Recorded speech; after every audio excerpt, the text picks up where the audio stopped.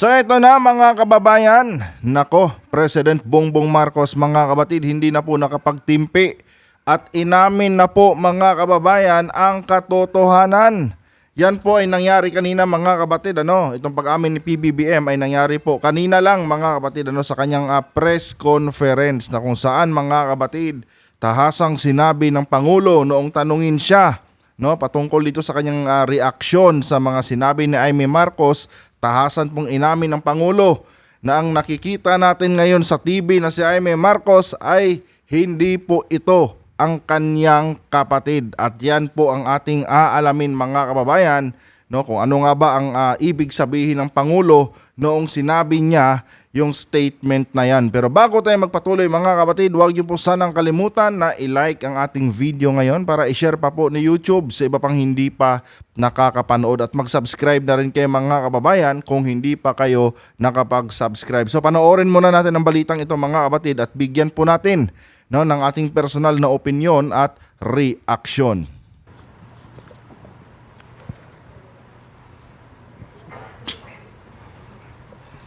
Forward natin. Good afternoon, sir. Sir, how do you respond to the drug use accusations made by no less than your sister, Senator Imee Marcos, against you and the First Family? Sir, were you hurt by her accusations, and how do you explain these claims to the public? So dito mga kapatid, tinanong siya ng reporter ng GMA. Mr. President, ano po ang inyong masasabi patungkol doon sa aligasyon ni Senator Imee Marcos na kayo po ay gumagamit di umano ng ipinagbabawal na pulburon? Ano po ang inyong masasabi sa kanyang sinabing iyon? Ito mga kababayan, pakinggan nyo po kung ano po ang naging sagot ng ating mahal na Pangulo dito mga kapatid. It's anathema to me to talk about family matters generally in public. I do not like to. We do not like to show our dirty linen in public. I'll just. So, sabi dito ni PBBM mga kapatid, hindi ko na dapat sana sagutin, base dito sa kanyang sinabi, yan po ang aking pagkakaintindi. Hindi na daw dapat niya sanang sagutin itong mga ganitong klaseng aligasyon na binabato nitong ni Imee Marcos, kasi ayaw niya mga kababayan na itong mga ganitong bagay, itong mga ganitong klaseng family problem ay bino-brought up sa publiko at pinag-uusapan. Pero mga kababayan, may naging exemption ang presidente at ito mga kapatid, pakinggan nyo kung ano ang sasabihin ni PBBM dito. I'll just say this much. Oh. For a while now, we've been very worried about my sister. When I say we, I'm talking about friends and family. Sa ngayon daw mga kapatid, nababahala na daw sila, Nababahala na daw sila dito kay Imee Marcos. Hindi lang siya, mga kababayan, kundi silang buong pamilya, buong angkan nila mga kapatid. Nababahala na po tungkol dito sa ginagawa ngayon ni Imee Marcos. Ito, tuloy natin. And the reason that is because the lady that you see talking on TV is not my sister. Ito mga kapatid. Ang babae daw, itong Imee Marcos daw na nakikita natin ngayon sa telebisyon na kung saan nagbibitaw ng kung ano-anong aligasyon kay President BBM ngayon at sa kanyang pamilya ay hindi po ito ang kanyang kapatid.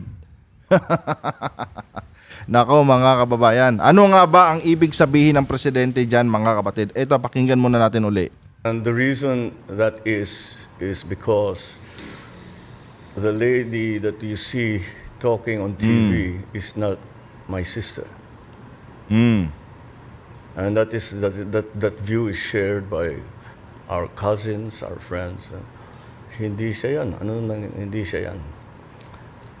Sabi ni PBBM, ito nga ngayong si Imee Marcos na ating nakikita mga kapatid ay hindi ito ang Imee Marcos na kapatid ng ating presidente, maging ang kanilang mga kapamilya, yung kanilang mga kamag-anakan, mga kababayan, no, ganon din ang kanilang opinyon. Hindi na ito si Aimee, no? Anong nangyari dito sa babaeng ito? Bakit nagkaganito siya? Oh, bakit kinakalaban niya ngayon ang kanyang kapatid imbis na suportahan niya? Bakit ibang tao yung kanyang sinusuportahan imbis na tulungan niya ang kanyang kapatid dahil naupo ito bilang presidente? Oh, yun po ang ibig sabihin mga kababayan, no? Dito sa sinabing ito ni PBBM. 'Di ba? Itong pag-uugali ni Aimee Marcos ngayon mga kapatid na nakikita natin, hindi talaga ito ang totoong ugali ng isang Aimee Marcos na kapatid ng presidente. 'Di ba? Kasi mga kapatid, nakikita naman natin ngayon kung ano na po ang nangyayari kay Aimee. No? Hindi na siya kumbaga mga kababayan, hindi na pamilya ang turing niya kay PBBM at dito sa kanyang mga pamangkin. No? Tinuturing na po niya ngayon mga kapatid na kalaban. Oh, biruin mo, kay President BBM lang siya naiinggit mga kapatid. No? Pero yung mga pamangkin niya, 'di ba? Yung hipag niya, no? Tama ba? Hipag. Oh yes, hipag niya. 'Di ba? Dinadamay na niya mga kababayan sa kanyang kahibangan. Oh. Hindi na ito mga kapatid ang Aimee na nakilala ni President BBM. Oh. Hindi na ito yung Aimee Marcos na kilala mga kababayan, no, ng mga Marcos loyalist. Itong Aimee Marcos ngayon mga kapatid na ating nakikita, ito po yung demonyong Aimee ngayon mga kababayan. No? Talagang nahawaan itong si Aimee Marcos mga kapatid dito kila Sara Duterte. Biruin nyo mga kababayan, isang Aimee Marcos na paikot mga kapatid ng tawag nito nila Duterte. 'Di ba? Napakalaking insulto nito mga kababayan para po sa angkan nila President BBM na kung saan nakilala po mga kababayan na prominenteng mga tao, no? Disente, elegante, pero ngayon mga kapatid, ito si Aimee Marcos, ugaling kalye na po mga kababayan, no? Asal-aso na po mga kapatid. Oh, hindi na po yan yung trademark, no? Yung nakikita natin pag-uugali ni Aimee ngayon, hindi na po yan yung trademark ng mga Marcos, no? Hindi na po Marcos yan na pag-uugali mga kababayan. Oh, kaya ang sabi ni PBBM, yang nakikita niyong babae ngayon sa telebisyon na panay ang paninira sa akin at sa aking pamilya, hindi na yan ang kapatid ko. Ibang tao na yan. Oh. Hindi na si Aimee yan. 'Di ba? Biruin mo. No? Ito si President BBM mga kapatid, bihira lang 'tong magsalita. No? At hangga't maaari mga kababayan, yung mga family problems nila, ayaw talaga niya mga kapatid na dinadala ito sa publiko. Pero mga kapatid, sa nakikita natin ngayon kay PBBM, parang no choice na po siya dito.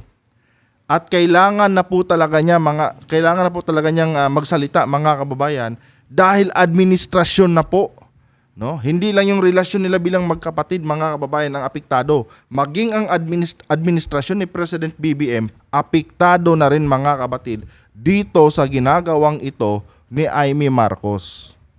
'Di ba? Biruin nyo yan mga kababayan. Nakakapagsalita na ngayon ang presidente ng mga ganyang bagay. Ibig sabihin mga kapatid, talagang nadismaya ang presidente sa pinapakita ni Aimee Marcos. No? And ito mga kapatid, pwede din natin itong i-interpret, itong sinasabing ito ni PBBM, no? Sa ibang sa ibang interpretasyon.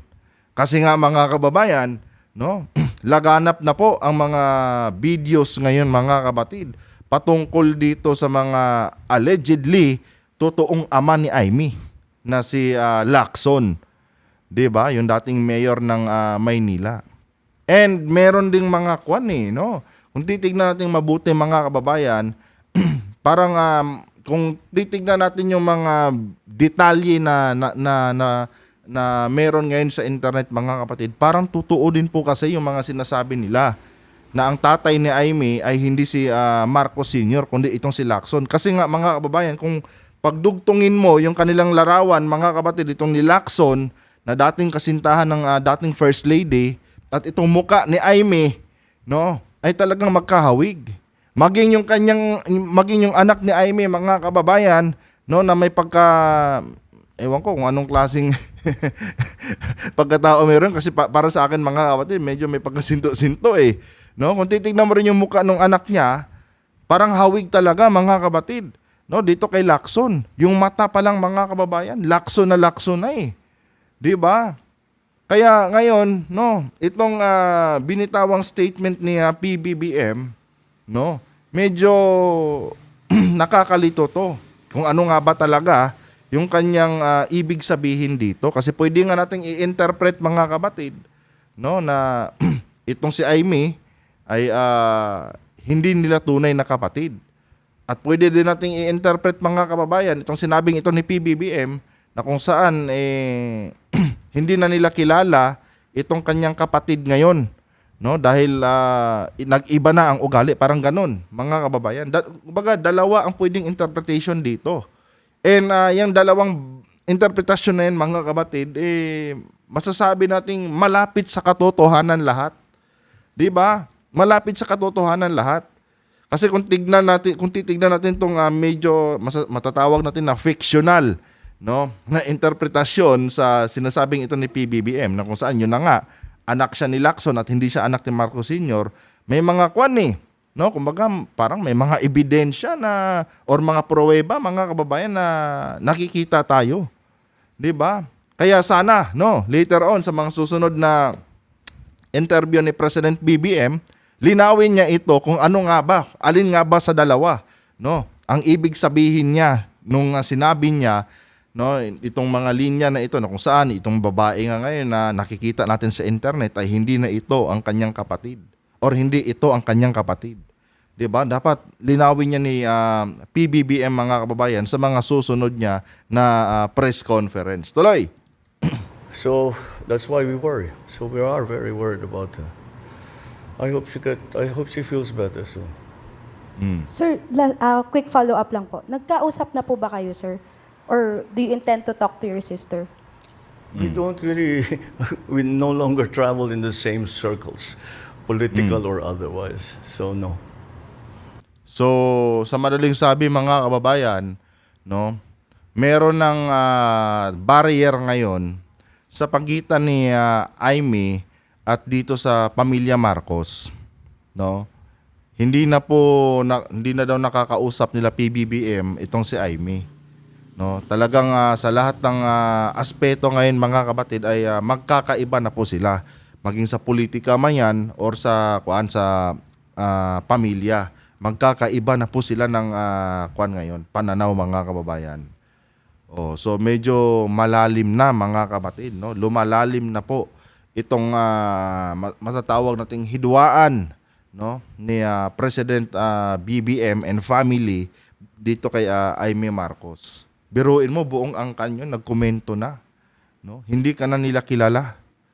'Di ba? Kung ikaw ba ay isang Marcos pa rin o anong klaseng tao ka na. 'Di ba?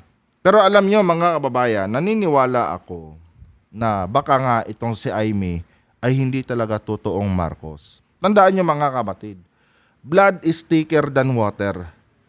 No? Blood is thicker than water, mga kababayan. Pero sa nakikita natin ngayon kay Aimee Marcos, parang hindi pwedeng i-apply yung kasabihan na blood is thicker than water, mga kapatid. Dahil kitang-kita natin yung bias ni Aimee. No? Kitang-kita natin. Mas kampi siya, mga kababayan, literally, no? Mas kampi po siya dito sa kampo nila Duterte kumpara sa kampihan niya itong kanyang kapatid.